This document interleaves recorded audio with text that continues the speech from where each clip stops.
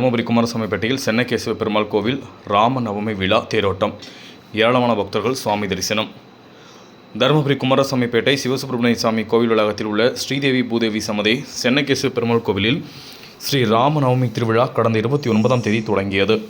விழாவை ஒட்டி சுவாமிக்கு தினமும் சிறப்பு அபிஷேகங்கள், ஆராதனைகள், வழிபாடுகள் நடைபெற்று வந்தது.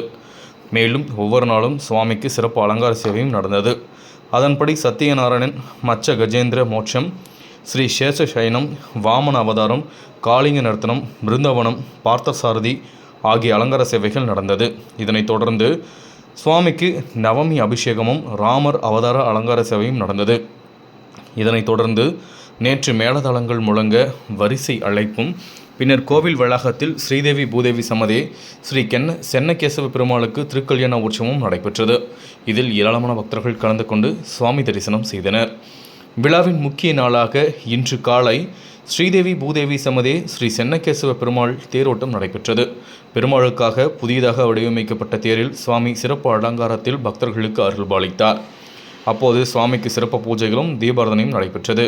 காலையில் பெண்கள் மட்டுமே நிலை பெயர்த்து தேரோட்டத்தை தொடங்கி வைத்தனர். இதனைத் தொடர்ந்து மாலை வண்ண விளக்குகளால் அலங்கரிக்கப்பட்ட தேரோட்டமும் நடைபெறவுள்ளது. இந்த விழாவில் ஏராளமான பக்தர்கள் கலந்து கொண்டு சுவாமி தரிசனம் செய்தனர். விழாவையொட்டி பக்தர்கள் அனைவருக்கும் அன்னதானம் வழங்கப்பட்டது. நாளை புதன்கிழமை பல்லக்கு உற்சவமும், நாளை மறுதினம் வியாழக்கிழமை சயன உற்சவம் நடைபெறவுள்ளது. இந்த விழாவிற்கான ஏற்பாடுகளை இந்து சமய அறநிலையத்துறையினர், ராம நவமி விழா குழுவினர் மற்றும் செங்குந்தர் சமூகத்தினர் செய்து வருகின்றனர்.